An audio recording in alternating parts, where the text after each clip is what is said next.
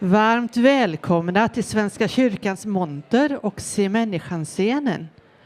Och speciellt välkommen säger vi till Sofi Oksanen och Kamilla Skarström Hinojosa, docent vid Göteborgs universitet. Och de ska då samtala om boken I samma flod. Och som ni säkert har noterat så kommer det här samtalet att föras på engelska. So welcome. Thank you. Thank you. Hi, Sophie. Many of us know you as an internationally renowned novelist, playwriter as well, especially for works like Stalin's Cows and Purge, to mention some. Today, however, we are here to discuss your latest book. I think it's your latest book. Same River Twice, samma flod in Swedish. What inspired you to choose the form of literary essay this time for this work? Should we take it as a key to understanding your earlier novels, like now you're revealing the sources? Like a reading guide to my literary works. Why not? I mean, because I'm covering quite many themes that I touch upon in my novels as well. But my heart is of a novelist, so novel is closest round to me, and I think in novels I'm at my best. And I've always considered essay as a difficult genre, because to write a good essay, you have to be a wise person, and I don't consider myself a wise person at all. I just write, you know. So, last year I attended Freedom of Expression conference at Swedish Academy, and I gave a speech with a title of Putin's War Against Women, and the feedback was so strong, and I was really encouraged to write more about this theme. And when we sent it out to my foreign publishers, they were, sending me the same messages, and then I was, okay, maybe I'll write an extended essay. But when I started to work with it, I understood that I cannot only focus on the sexual violence Russian army is perpetrating in Ukraine as we speak, because you don't understand what's happening without understanding the context. And crime like this take place when there is a suitable ground for that. Yeah. And that is why you cannot leave the context actually out. So I am writing about old myths related to Russia that Russia is using in their propaganda, which is a backdrop to the war crimes taking place now in Ukraine. Yeah. So the title of your book, I immediately liked it, being a scholar of antiquity, that you reference Heraclitus. But after a while, when I was reading your book, I was a bit perplexed. But wait a minute. So she's playing with Heraclitus, or it's a critique to Heraclitus. Can you tell us about how you chose the title? And when Putin's regime started its large-scale invasion in 22, they were thinking that it's going to be a 3-day trip. The army had the parade uniforms with them. Soldiers didn't have enough food because they were just thinking that they just marched to Kiev and that's it. And they are treated as liberators. Of course, that is not what happened. But this is the idea they had. And this idea of that kind of field trip or expedition, not a war, but expedition, is based on Russian imperial myths as well. Yeah. And those myths, of course, don't actually match with the reality. So when Putin's regime and the men in power in Kremlin, they thought that they are going to step into the same river, the same river in that way that they are thinking that they are repeating the glorious history of Soviet Union and Russia, which they think is glorious, but the reality is different. So they are not entering the same river. And then again, also I'm referring to the crimes itself. The sexual violence is probably the oldest weapon in the world. Yeah. And quite often you hear people saying that, oh, it's always part of the war. But it's not actually. You have to have a certain kind of circumstances for the soldiers to be able to commit these crimes. So in that way, it is not the same river either. And now people are not the same either. Our value world is not the same either than during the Second World War. And the Second World War is actually one of my starting points in the book, because I am referring to the crimes that Soviet army committed at the time. Yeah. So when I read the title, after having read your book, when I went back to delve a bit on the title, I thought that, oh, this is a critique, because in one way it is the same river, like Soviet Union and Russia. It comes from the same nurturing soil, ideologically. Yeah. So you convincingly demonstrate, like you said, how misogyny operates as a tool for dictators and imperialists from the Soviet Union to Russia. So I was actually reading your book on this super picturesque island last summer, lying on the beach and reading it. It was quite a contrast. And then I was listening to quite a few podcasts and in-depth reports on Russia. And what struck me was that there was actually nothing in these pods where specialists on Russia would talk about misogyny. There was some talk about sexual violence, obviously, as a weapon in war. What do you think this comes from, or this is due to? Is this like a blind spot for Western journalists?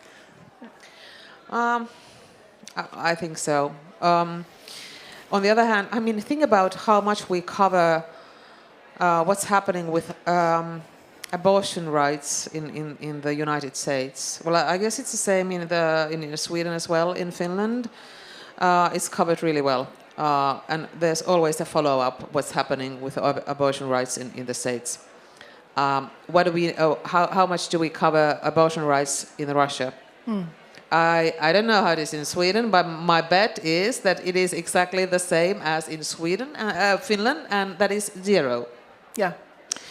And abortion rights are a very important indicator of women's rights and human rights in general. And that's a good example also of those so-called traditional values Russia is talking about so much. They are justifying quite many things with so-called traditional values. I mean, they are saying traditional values. I am saying so-called traditional values because it's a euphemism for restriction abortion, restriction all sorts of things related to women's rights. And that is what they also want to use in their imperial ventures. And that is also very connected to the question about sexual violence and how Russian state is responding to, or why they are actually supporting the sexual crimes. Yeah. So I read a review on your book, which was very positive. Obviously, all the reviews I've read on your book are very positive. But there was one review where it was lamented that you didn't only write about the misogyny and the sexual violence, but also about Russian imperialism. I mean, you already touched on it, but what would you respond to that? I mean, I don't think you can understand the crimes that Russia is committing without the context. And the reason why Russia is now using misogyny, it's a tactic. Tactic that is used to keep the power in Kremlin. That is the main goal. I mean, main goal of Kremlin is not actually the war in Ukraine. The main goal is to keep power in Kremlin. And to be able to do that, they need to make sure that women don't get much power. Therefore, misogyny is a useful tool for that. They are also using it for the imperial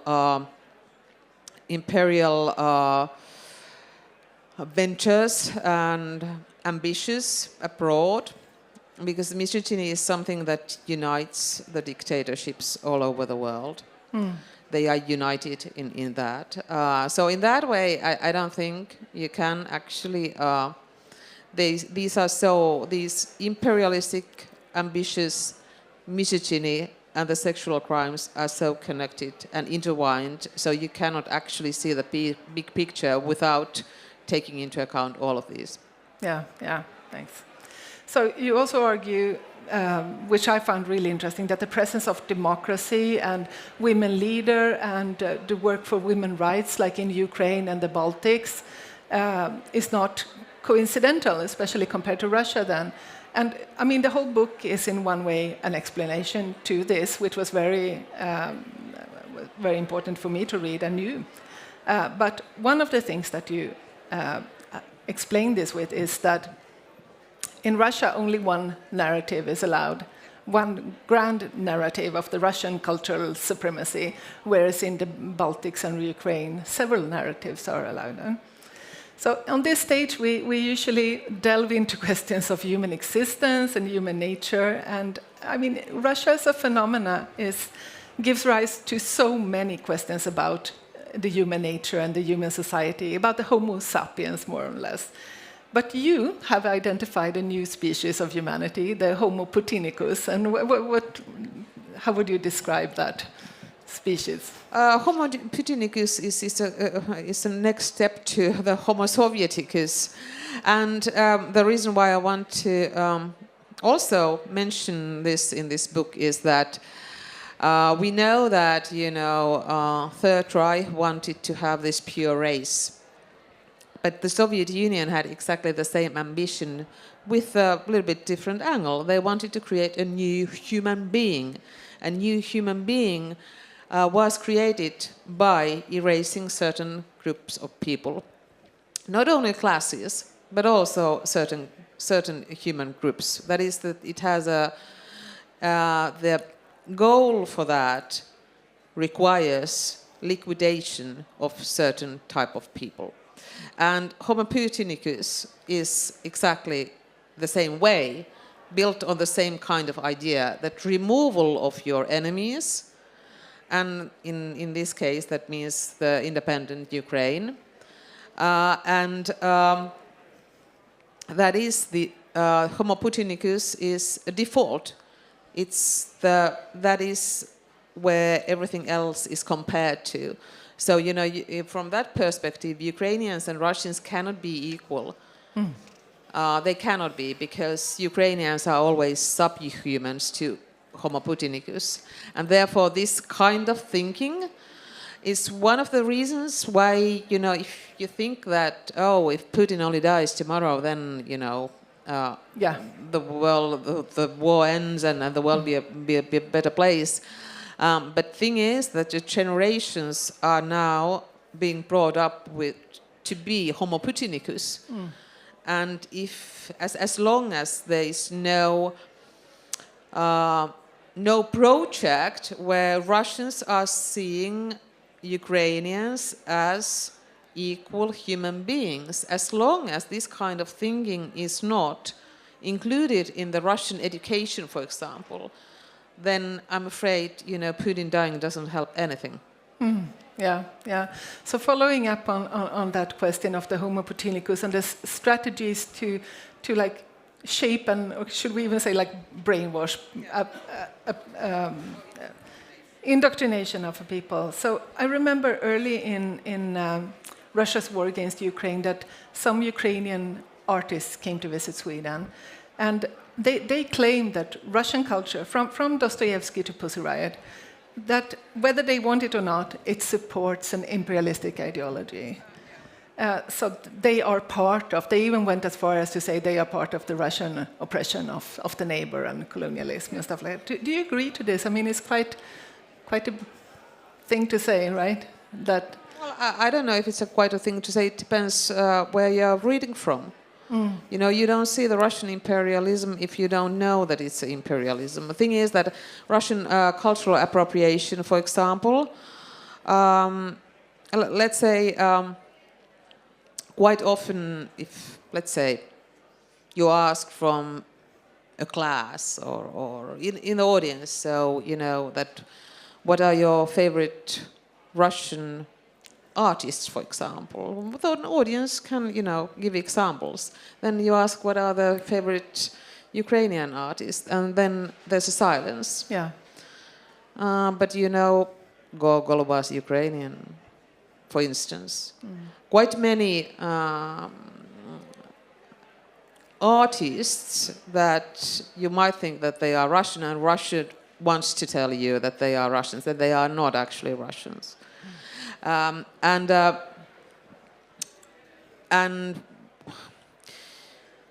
which means that, we do know that, other former empires have... we know what cultural appropriation means, but already when we talk about actually Russian people as an entity, then I don't like that expression, because we kind of talk about people who live in Russian Federation, because there's like 150 different ethnic groups, and the fact that somebody speaks Russian doesn't make you Russian. Yeah. And because we don't talk in the same way about... when we talk about English people, then we actually meant literally English people and not all English speakers in the world. So in a way that there's also, Russia has been very good with this imperial, ambitious, because we are not aware of those 150 ethnic groups in Russia. We are not talking about, internet even, not until the large-scale innovation was trying to tell that Gogol is Russian. Ilya Repin, for example, which is, I think I mentioned him in the book as well, because it's a good example, because at the same time there was a huge touring exhibition of Ilya Repin's painting, which was also at the Finnish National Museum. It visited Paris as well. And these national museums are the ones who are actually giving the information. They are the ones that are defining things. And in Finland, Ilya Repin at our National Museum with our taxpayer money was defined as a Russian painter. And there was nothing about his origin was actually erased from the exhibition. The same thing happened in Paris as well. So Western taxpayer money has been used for cultural appropriation, supporting Russian imperialism. So these are the patterns that we do know from former empires, but when it comes to Russia, we haven't been reacting in the same way, even though we should. And it is quite often connected to the fact that our state museums operate with the state, like Russian state. Russia is very good with the soft power. They put a lot of money in it. And then again, if you try to operate with Ukraine, they don't have the same kind of money, obviously. Former colonies usually don't have the same kind of money simply because they have been robbed. So in that way, we don't have the same soft power money to be able to be heard or to sponsor events or exhibitions and so on. So, but that again, it's quite often Russian money that talks. Yeah. So time is running, but I wanted to ask you something about language. As a scholar working with languages, all those mostly ancient and dead ones, I've found you discuss language from different angles. You discuss, on the other hand, on one hand, how language manipulation serves to control and oppress, and how you invent a language to mask what's really going on, like special operation or Nazi and fascist and stuff like that. But the other side of it is when you discuss language deprivation and self-censorship. And what I found very interesting in your book and moving was when you, as an adult, discover the young Sophie by reading her diaries and letters. And I would like to read just something here, and I will read from Swedish translation. Först som vuxen slogs jag av att det var något konstigt med min barndoms dagböcker. Jag hade alltid dagboken med mig när vi reste till Sovjet. Men trots det hittade jag inga anteckningar som var kopplade till Estland. Så sent som kvällen före avresan kan jag ha skrivit om hur jag packade. Nästa gång jag skrev var efter att vi hade kommit tillbaka till Finland. Halva mitt liv fattades i dagböckerna från barndomen. Senare insåg jag att dagböckerna trots allt var ett värdefullt källmaterial. Men inte på det sätt jag hade tänkt mig. Istället för detaljer gav de mig möjlighet att fundera över varför jag hade utlämnat allt som rörde Sovjetunionen. You get that in Swedish, right? Yeah. So, I mean, one question that is too big to deal with here is how self-censorship operates, and where in the memory that you still preserve the truth of your memories if you are living under this oppression. But also, I think that another related question, since we're running out of time, is because then you discuss how, when you combined your memories and knowledge, that you found your voice. And you did that by doing what was forbidden in a totalitarian state. You sought knowledge and you accessed archival material about the KGB. How come you managed the forbidden? Well, I was born with a Finnish passport, which gives a lot of freedom, you know. But if you, in a way that, and also another thing is that I have no idea how I would, what kind of books I would write if I had a Russian passport, you know, or if I had, like, you know, because I remember the time when our family members, our relatives, my grandmother was living behind the Iron Curtain. So it does affect how you operate, no matter if you are living in a free world. Then it does affect how you speak, because totalitarian regimes have ears and eyes everywhere. So it does affect how you speak and how you behave, because you want to see your grandparents, you want to see your parents. And I know there are a lot of people in the world who are living in that kind of situation. So I think that means that those of us who have the luxury of not having closed ones in living in a totalitarian or authoritarian regimes, we are obliged actually to talk about these matters, because there's absolutely no excuse for us not to do so. I understand that, but I was also referring to that you experience some self-censorship, and you're speaking about finding your voice. So that is something but you anyway have to do as an author. Yeah. So every single author has to find their own voice, because if you don't find it, then you are just a copycat, or there's no. I mean, then you are just. Then maybe your book shouldn't be published at all. So in that way, if you don't have a voice, but of course my voice would have been, you know, different in a different world. But I would have been an author. But finding your voice is also, you know, it requires a lot of reading. You have to understand where you are on the literary map. Yeah. Or what you're looking for. I mean, what you want to do with your voice. If you find that voice, you have to be kind of aware of that as well. Yeah. So we're very happy that you found your voice and that you're being published, and good luck with Bokmässan and in the future. Thank you. And thank you for such a large audience as well.